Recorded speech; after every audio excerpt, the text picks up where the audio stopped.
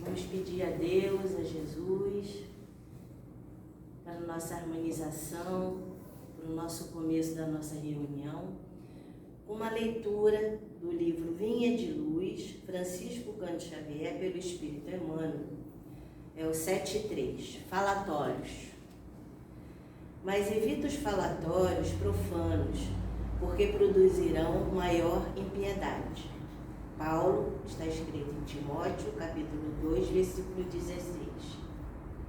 Poucas expressões da vida social ou doméstica são tão perigosas quanto o falatório desvairado, que oferece vasto lugar aos monstros do crime. A atividade religiosa e científica ha descoberto numerosos fatores de desequilíbrio no mundo, colaborando eficazmente por extinguir-lhes os focos essenciais. Quanto se há trabalhado louvavelmente no combate ao álcool e à sífilis, ninguém lhes contesta a influência destruidora. Arruinam coletividades, estragam a saúde, deprimem o caráter. Não nos esqueçamos, porém, do falatório maligno que sempre forma em derredor imensa família de elementos enfermiços ou alvitantes, afeição de vermes letais que proliferam no silêncio e operam nas sombras. Raros meditam nisto. Não será, porventura, o verbo desregrado, o pai da calúnia, da maledicência, do mexerico, da leviandade, da perturbação? Deus criou a palavra, o homem engendrou o falatório. A palavra digna infunde consolação e vida. A murmuração perniciosa propicia a morte. Quantos inimigos da paz do homem se aproveitam do vozerio insensato para cumprirem criminosos desejos? Se o álcool embriaga os viciosos, aniquilando-lhe as energias, que dizer da língua transviada do bem que destrói vigorosas sementeiras de felicidade e sabedoria, amor e paz? Se há educadores preocupados com a intromissão da sífilis, por que a indiferença alusiva aos desvarios da conversação? Em toda parte, a palavra é índice de nossa posição evolutiva. Indispensável aprimorá-la, iluminá-la e enobrecê-la. Desprezar as sagradas possibilidades do Verbo, quando a mensagem de Jesus já esteja brilhando em torno de nós, constitui ruinoso relaxamento de nossa vida diante de Deus e da própria consciência. Cada frase do discípulo do Evangelho deve ter lugar digno e adequado. Falatório é desperdício, e quando assim não seja, não passa de escura corrente de venenos psíquicos, ameaçando espíritos valorosos e comunidades inteiras. Meus amigos, meus irmãos, vamos pedir ao Pai, nessa manhã de hoje, muita proteção, muito amparo, muita fortaleza aqui dos nossos pensamentos, que possamos pedir ao alto, ao anjo de guarda da nossa irmã Raida, ao seu mentor espiritual, para que ela possa se sentir à vontade, bem, para expor as suas palavras, o que ela estudou, o que ela preparou para todos nós. Que nessa manhã de domingo possamos estar aqui na casa de Francisco de Assis, nos sentindo bem, amparados, felizes, e que a gente possa sempre ter em mente que esse é o caminho, a verdade e a vida. Que Jesus nos abençoe e nos dê uma palavra de amor, de paz e de muita luz para a nossa irmã Yarai. Paz e luz para todos. Graças a Deus. Bom dia a todos. Agradeço a casa pelo convite, né? Normalmente eu estou sentada aqui. Hoje eu vim para cá, mas quando a gente recebe uma missão, a gente tem que tentar cumprir com muito amor. Esse lado alto disseram que eu estava preparada e me mandaram para cá. Então, missão dada é missão cumprida. E hoje eu vou falar para vocês, o tema da minha palestra é, já que estamos vivendo uma pandemia, né, já no momento melhor, mas ainda nela, o tema é como Jesus se comportaria se estivesse encarnado nessa pandemia, né? Lá em março de 2000, lá em 13, 14 de março de 2022, que foi quando tudo estourou, né? Então, 20, olha, a gente perde a noção do tempo, né? De 2020, já tem 2 anos, né? Quando tudo começou. Aqui pra gente no Brasil, né? Na Europa já tinha começado. Então, para poder fazer essa reflexão, a gente vai ter que voltar um pouquinho no tempo. A gente vai ter que voltar lá no Iluminismo, lá no século XVII, no século XVIII, quando surgiu um movimento chamado Iluminismo, que foi um movimento cultural europeu que buscava gerar mudanças políticas, econômicas e sociais na sociedade da época. Para isso, os iluministas acreditavam na disseminação do conhecimento como forma de enaltecer a razão em detrimento do pensamento religioso. Naquele período, a Igreja Católica era a detentora do conhecimento e a sua forma de pensar era soberana, ou seja, o que a Igreja dizia era tido como verdade absoluta e inquestionável. Não havia linhas de pensamento alternativas, pois o clero fazia questão de impor as suas doutrinas religiosas para todos os cidadãos e todas as áreas de vida. E aí, nesse contexto em que o pensamento científico vinha ganhando força, e aí foi que o iluminismo incorporou a ciência como uma fonte de alicerce para os que defendiam uma maior racionalidade no desenvolvimento intelectual. Nesse caldeirão do movimento, a ciência pôde se separar da religião e seguir o seu verdadeiro caminho de luz. Porque ciência, gente, é luz. Esse movimento se estendeu a outras áreas, economia, estrutura social e política da sociedade, mas hoje a gente vai se ater à parte da ciência. E eu queria ressaltar que os iluministas não eram ateus, tá, gente? Eles só queriam que outras áreas do conhecimento e da sociedade pudessem se destacar da religião. Eles queriam colocar cada um no seu devido lugar. Não foi um movimento separatista.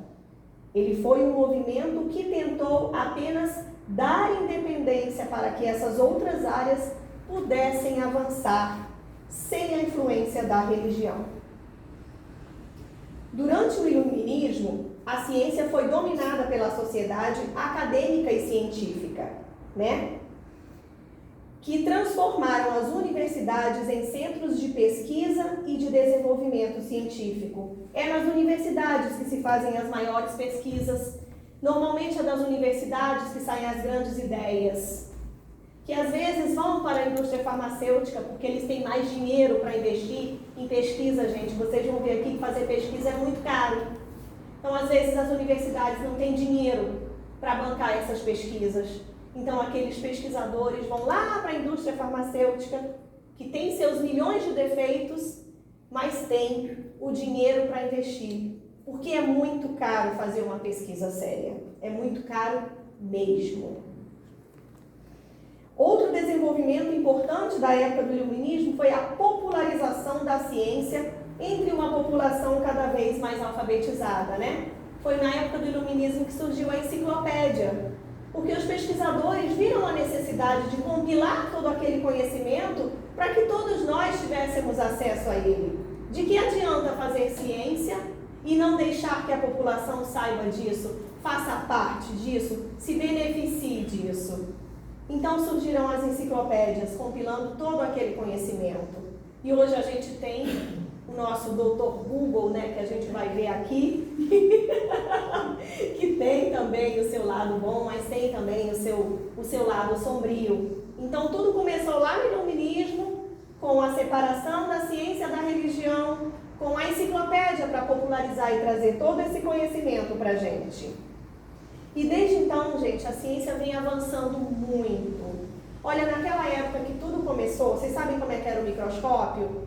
Era uma luzinha, tinha uma lente de aumento igual óculos, e eles tentavam ver as coisas. Hoje em dia os microscópios são eletrônicos. Vocês imaginam o tamanho de uma célula, né, que a gente já não consegue ver. Hoje a gente consegue ver dentro da célula, tudo que tem dentro dela se mexendo. Naquela época, os exames de imagem só tinham raio-x, gente. Era um trambolho enorme. Hoje em dia o aparelho de raio-x é uma coisinha desse tamanho, a gente já quase não usa mais.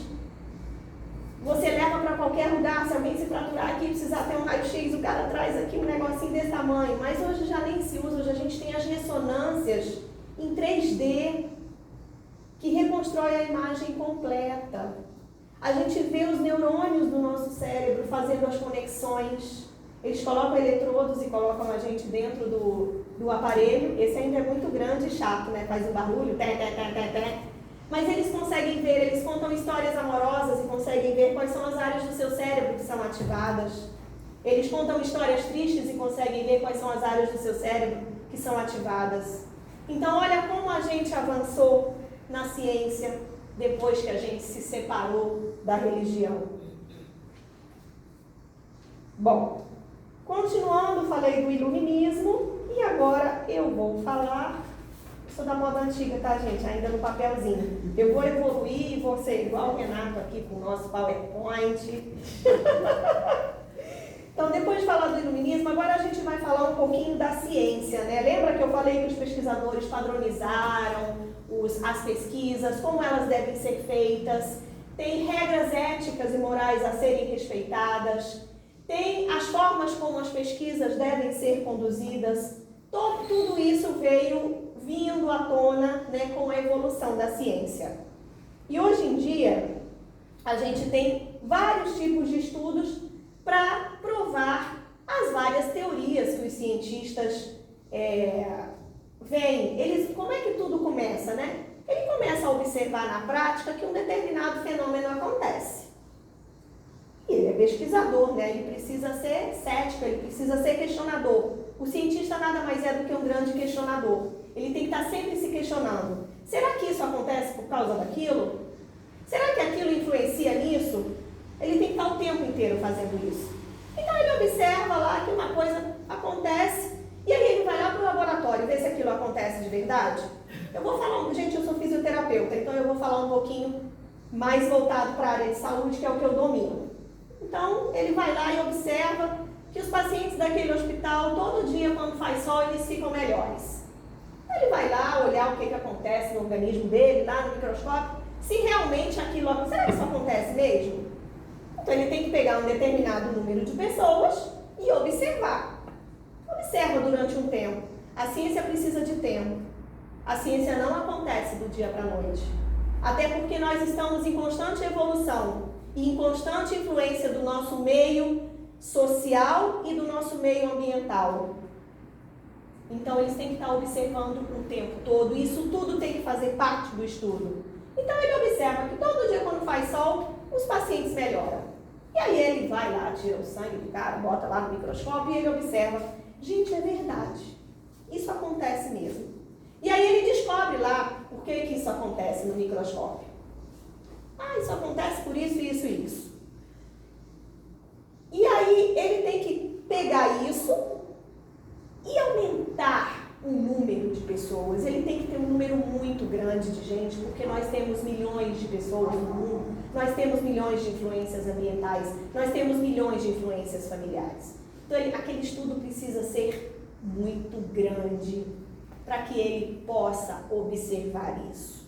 E existe um estudo específico para provar a eficácia de uma terapia, de um tratamento ou de um fármaco. Esse estudo precisa ser feito com um grande número de pessoas E esse estudo é feito, ele começa na observação lá do microscópio, né, que ele vê que aquilo influencia, aí ele leva aquilo lá para os ratinhos, né? Aí ele pega um número de ratinhos, infelizmente os animais são as cobaias desse momento, mas eles precisam saber se aquilo vai matar ou não. E entre lá na parte da evolução ética e moral, né, dos estudos que a gente precisa respeitar, se você não pode correr o risco grande de matar o ser humano. Então eles vão lá nos ratinhos. Aí ele colocou lá a substância que ele achou lá do sol, no ratinho. Nos ratinhos, né? Não pode ser só um. Coloca lá no determinado número de ratinhos e ele observa que os ratinhos não morreram. Ou se morreu foi um número muito pequeno. Meu Deus, isso não mata os animais. Será que vai matar o ser humano? Então ele vai lá, tem todo um comitê de ética que diz quais seres humanos poderão participar daquele experimento. E aí, algumas pessoas, têm todo um termo de consentimento, são levadas para aquele estudo. E aí, um número pequeno, tá, gente? Porque aí tem um risco de morte. Pequeno, mas ainda tem, né? Afinal, nós não somos ratos. Então, ele escolhe lá, segundo o comitê e as regras do comitê de ética, ele pega aquele númerozinho de seres humanos e faz o estudo com aquela substância. Nossa, eles não morreram, eles continuam bem. Que esperança! Eu acho que isso funciona mesmo. E aí ele vai para o que a gente chama mundo real. E para que esse estudo, gente, seja válido, ele tem que pegar um número muito grande de pessoas. Tem que ser uma amostra muito grande, porque ele tem que abranger uma faixa etária grande, um número de pessoas grandes. Ele tem que abranger praticamente todas as variáveis do ser humano. Gordo, magro, velho, novo, branco, negro, tudo. Ele tem que abranger tudo nesse estudo grandão. Isso é muito caro, gente. Isso é muito caro, tanto para fazer, quanto para manter, porque não basta ele pegar esse número grande de pessoas e fazer durante uma semana. Tem que ser uma coisa grande. Tem que ser uma coisa grande no tempo também. Então ele vai lá, faz esse estudo, faz tudo direitinho, durante o tempo, com o número de pessoas, com todas as observações. E como é que ele sabe que aquela substância funcionou ou não? Vocês já ouviram falar do placebo, né? Então, além de ele ter que pegar um monte de gente, ele tem que conseguir dividir isso em 2 grupos. Um vai receber aquele fármaco, aquele tratamento ou aquela substância. E o outro vai receber o placebo. E na maioria das vezes, para que o estudo seja realmente padrão ouro, nem o próprio cientista que está aplicando aquilo sabe quem é o placebo e quem é o grupo que está recebendo aquele fármaco. Que é para não ter viés de interferência do pensamento do cientista. Então, no padrão prata, ali quase ouro, o cientista tem tudo isso, mas ele sabe quem é que está recebendo placebo e quem não está. No padrão ouro mesmo, nem isso ele sabe. É cego. E aí ele faz todo esse experimento, que leva tempo, porque é preciso tempo para que aquela substância haja, é preciso um período de tempo para saber até onde aquela substância vai, quais são os efeitos a longo prazo. Tudo isso é de extrema importância. E o pesquisador tem que fazer. E aí ele respeitou lá um tempo. Não, obrigada. E aí ele respeitou e chegou ao final daquele estudo. E aí ele pode concluir se realmente aquela substância influenciou ou não naquele indivíduo e se foi ela que realmente trouxe aquela melhora ou aquela piora.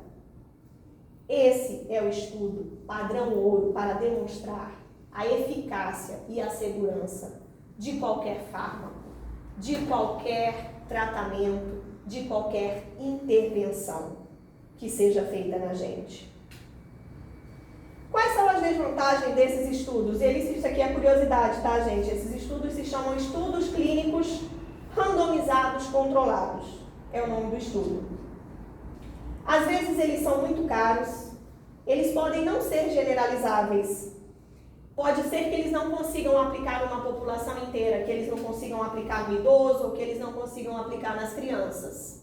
Então, isso aí já é um limitador, porque aí você vai ter que conseguir uma parcela muito maior de um determinado número da sociedade, né? E aí isso fica mais difícil ainda.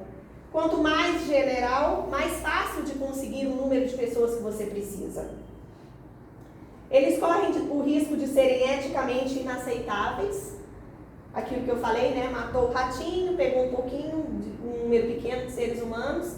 Ele precisa ser eticamente aceitável. Você precisa ter um mínimo de segurança para que ele não mate nem aquele pouquinho de ser humano que você testou. Então, é difícil às vezes você conseguir aprovar isso no comitê ético. E a desistência do tratamento pode ser grande. Lembra que eu falei do tempo? As pessoas precisam estar comprometidas com aquele estudo por um espaço de tempo que muitas vezes leva anos.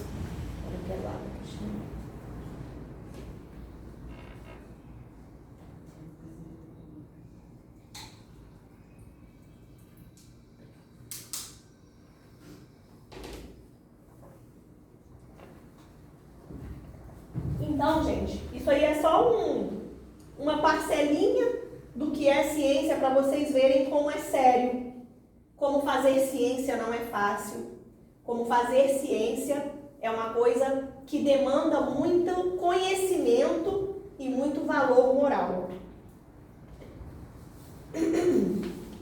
Dito isso, a gente vem agora com a terceira parte da minha apresentação, que é onde é que isso tudo entra no Evangelho, né? Cadê a relação de Jesus com esse negócio de ciência e iluminismo, né? E eu trouxe aqui para vocês duas passagens que estão lá no Evangelho segundo o Espiritismo, estão lá nos livros dos Espíritos e estão também nos livros de André Luiz. E a primeira delas que eu trouxe é: dai a César o que é de César e dai a Deus o que é de Deus. Isso está no Evangelho de... Cadê minhas anotações aqui? Está lá no Evangelho de Marcos, capítulo 12, está lá no Evangelho de Mateus, capítulo 22, e está lá no Evangelho de Lucas, capítulo 20. Os fariseus fizeram um plano para apanhar Jesus em alguma palavra. E então mandaram seus discípulos, junto com alguns do partido de Herodes, para dizerem a Jesus: Mestre, sabemos que és verdadeiro e que de fato ensinas o caminho de Deus. Não te deixes influenciar pela opinião dos outros, pois não julgas o homem pelas aparências. Dize-nos, pois, o que pensas. É lícito ou não é lícito pagar imposto a César? Jesus percebeu a maldade deles e disse: Hipócritas, por que me preparais para uma armadilha? Mostrai-me a moeda do imposto. Levaram-lhe então a moeda e Jesus disse: De quem é a figura e a inscrição dessa moeda? E eles responderam: De César. E Jesus então lhes disse: Dai a César o que é de César e dai a Deus o que é de Deus. Ou seja, a ciência, dai à ciência o que é da ciência. A ciência é do nosso mundo material. A ciência é para nós encarnados, para nos melhorarmos e nos tratarmos enquanto matéria. E aí eu vou agradecer ao meu irmão Renato, porque eu tinha certeza que eu tinha lido isso num livro de André Luiz, e de fato li. Está aqui, ó. Eu me lembrava que eu tinha lido, gente. Está lá no livro dos missionários, onde André conversa com um instrutor que aumenta a sua capacidade de visão e ele consegue ver detalhes do corpo humano, além de discutir com ele teorias de psicologia e psiquiatria. Então, tudo que chega para a gente aqui de ciência, lá em cima já ocorreu. Quando chega aqui, já foi tudo plasmado, testado e chegou aqui para a gente. E cada vez que a ciência evolui, é porque nós temos o merecimento que ela evolua. É para nos ajudar. E o que a gente faz com essa ciência que veio para nos ajudar? Será que a gente, e isso ficou muito patente, né, na pandemia, será que a gente está acreditando nela? Será que a gente está procurando as boas fontes da ciência? Ou será que a gente está se deixando levar pelo Dr. Google, que não tem nenhuma formação médica? Ou pelas tias do WhatsApp que mandam as correntes, contestando a ciência? Aquele pesquisador lá, que saiu da universidade, que se deu o trabalho de fazer todo aquele estudo, que foi inspirado pelo alto para ter aquela ideia de cura e se deu ao trabalho de tentar provar, para aplicar em todos nós. E o que a gente faz? A gente divulga a corrente da tia do WhatsApp. A gente vai lá no Dr. Google e acha um estudo científico que a gente viu que diz que não é aquilo. Mas quando a pessoa que tem conhecimento vai ver aquele estudo, ele fez todo aquele descritivo que eu falei aqui, do tempo, do número de pessoas, e aí ele fez aquele ensaio aleatório, randomizado, com 40 pessoas. E as pessoas pegam esse tipo de coisa para contestar a ciência.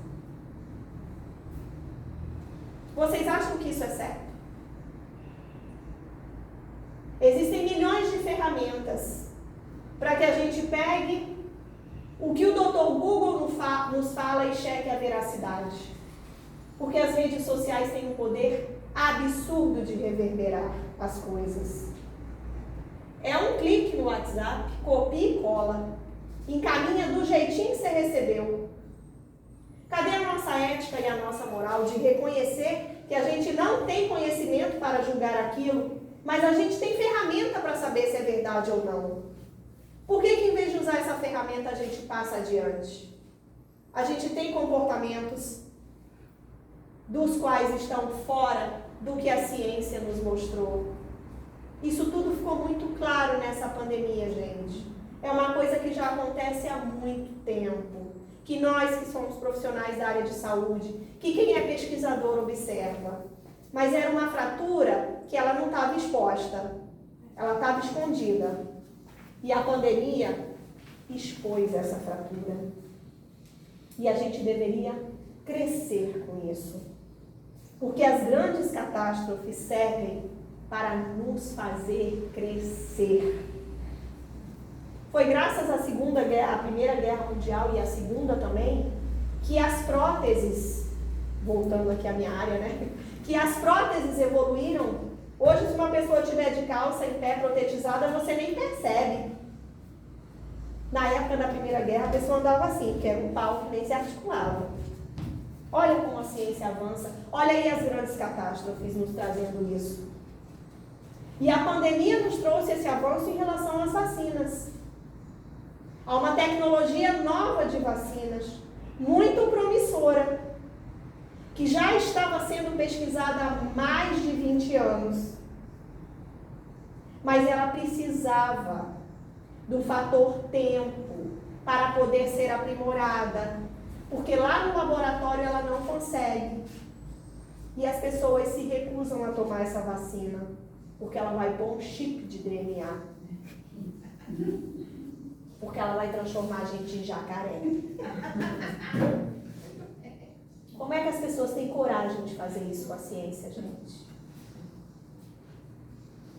Então é contra isso que a gente tem que lutar. É contra isso que eu, profissional de saúde, tenho obrigação de lutar. E foi por isso que eu escolhi esse tema da palestra para vocês. Porque nós, espíritas, devemos ter o mínimo de evolução ética e moral para saber respeitar a ciência. E se a gente quer refutar, a gente precisa estudar e conhecer. Lembram lá que o pesquisador tem que ser ético e tem que estar sempre se questionando? Nós também. Mas nós precisamos nos questionar com perguntas verossímeis. E procurar saber para poder questionar.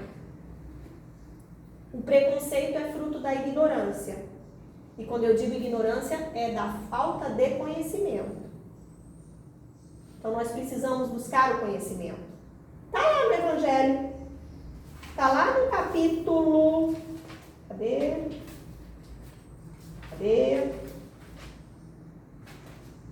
Está lá no capítulo 19 do Evangelho segundo o Espiritismo. Fé raciocinada.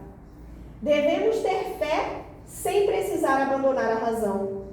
O Espiritismo nos incentiva a fé lógica, pautada na razão e no entendimento científico dos fatos, para a posterior aplicação dos ditames de Deus em sua perfeita lei. Os problemas da fé irracional é que podemos cair em dogmas ilógicos e em crenças absurdas, não por entendermos, mas por nos coagirmos a acreditar nisso. Allan Kardec, Chico Xavier, André Luiz estão sempre nos questionando. Vamos raciocinar.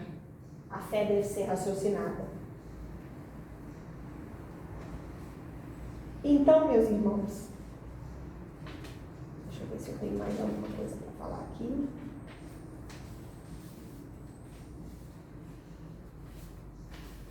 Diante disso tudo que eu expliquei para vocês, diante de toda a questão científica, filosófica, trouxe aqui as bases do espiritismo, da nossa religião, trouxe o iluminismo. No final e no frigir dos ovos, a ciência nos pede 3 coisas. Só 3.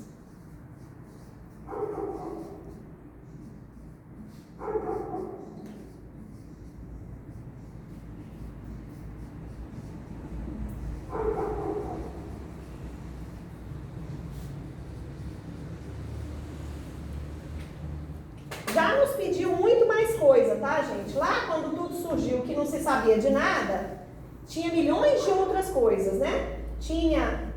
Não podia, tinha que ficar isolado em casa, tinha que limpar as compras do mercado, né? Não podia se abraçar, tinha um monte de coisa, porque os cientistas estavam começando, né?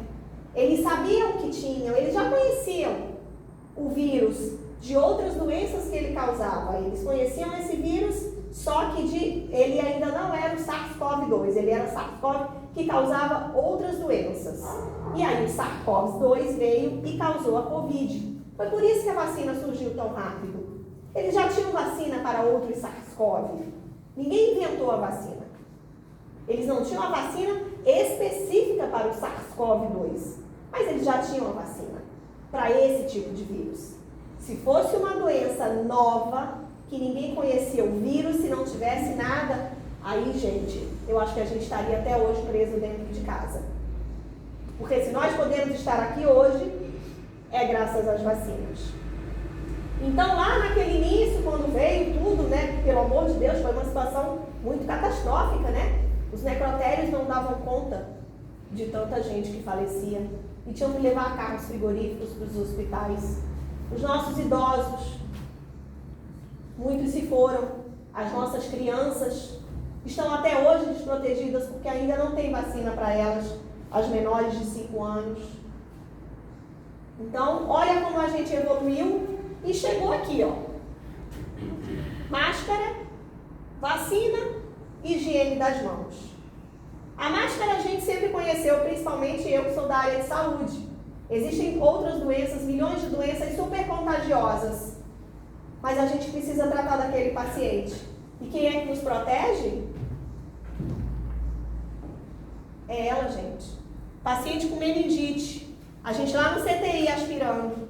E a gente não pega. A máscara protege.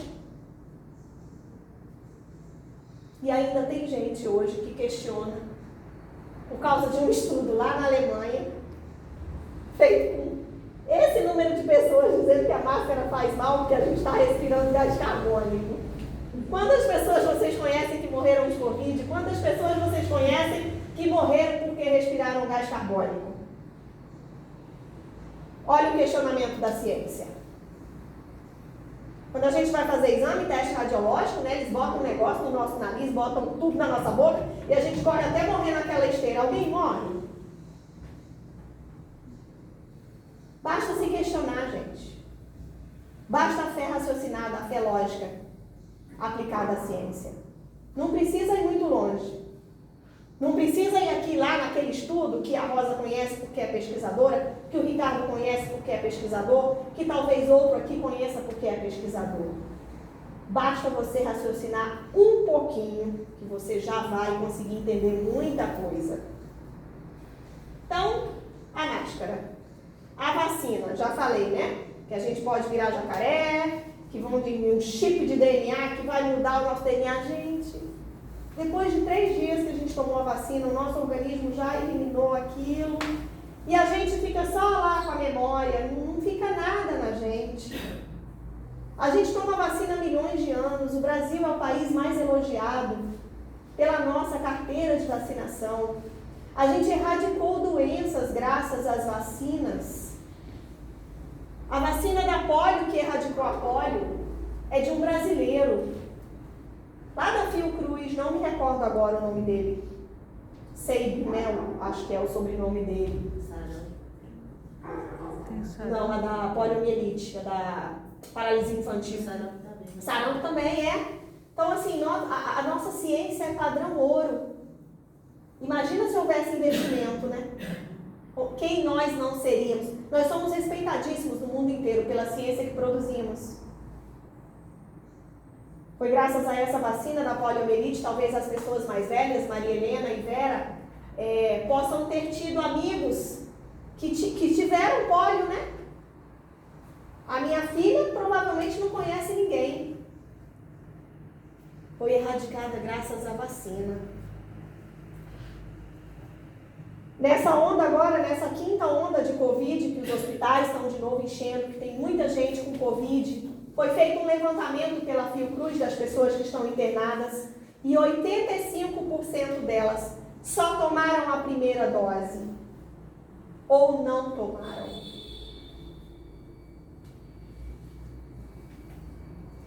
Higiene das mãos. Lavar a mão, né, gente? Isso não é só para Covid, não, né? A gente tem que lavar as mãos ao usar o banheiro. A gente tem que lavar a mão toda hora. A gente leva a mão na boca, a gente leva a mão no nariz, a gente coça o olho. É isso que previne as verminoses, é isso que previne as diarreias. É isso que nos mantém saudáveis. Então a higiene das mãos é fundamental para tudo na nossa saúde. E vocês acham que se Jesus tivesse encarnado, ele se recusaria a usar máscara? Ainda mais pelos motivos que as pessoas se recusam. Vocês realmente acham que ele se recusaria? Vai a César o que é de César, a Deus o que é de Deus. Ele ia botar máscara assim. Pois é. Vocês acham que Jesus se recusaria a se vacinar?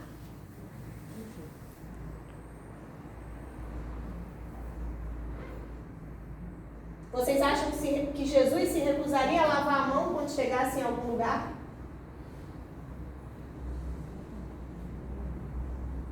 Então a reflexão que eu trago para vocês é essa. Vamos acreditar na ciência. Vamos deixar que essa fratura exposta e tudo que isso aqui nos trouxe nos influencie e nos leve para sermos pessoas melhores. Vamos ter cuidado com o Dr. Google. Vamos ter cuidado com as correntes de WhatsApp. As redes sociais são fantásticas para nos conectar com amigos, para nos conectar com pessoas que a gente não vê há muito tempo. E também para a gente levar informação de qualidade, né? Vamos checar as informações antes de passar adiante. Vamos nos questionar. Vamos ser cientistas de nós mesmos, das nossas crenças, dos nossos dogmas. Vamos trazer para a gente as coisas que nos incomodam e por que nos incomodam. Vamos fazer essa reflexão, mas com uma fé raciocinada, dando a César o que é de César e dando a Deus o que é de Deus. Então, vamos trazer o que é da gente, naquela relação para a gente refletir sobre isso E vamos deixar lá no alto que Ele nos ilumine e nos ajude nessa reflexão. E era isso que eu tinha a trazer para vocês, meus irmãos. Espero que vocês tenham gostado, espero que a casa tenha gostado dessa reflexão. Conforme eu falei para vocês, é a primeira vez que eu estou aqui. E que vocês saiam daqui refletindo e levando essas reflexões adiante. Se um de vocês fizer isso, eu já vou estar feliz. Porque é esse o maior trabalho de formiguinha da gente. E é de grão em grão, é de gota em gota que o oceano se forma. É de grão em grão que a imensidão da areia se forma. E é na mudança dentro de cada um de nós que a gente leva esse exemplo adiante e que ele reverbera em todos ao nosso redor. E que a paz do Divino Mestre habite sempre os nossos corações. Parabéns pela camisa. Fazer com amor é fundamental. Vestiu essa camisa. Parabéns. Obrigada.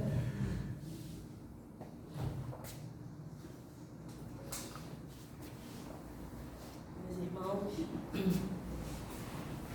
agradecendo aqui a nossa irmã e a Raida, a nossa companheira da casa, tá? Agradecendo a ela pelas palavras que ela passou para todos nós, especialmente da reflexão, da ciência. Ciência é Deus, né? Ciência é Deus, ciência é Deus, melhorar. né?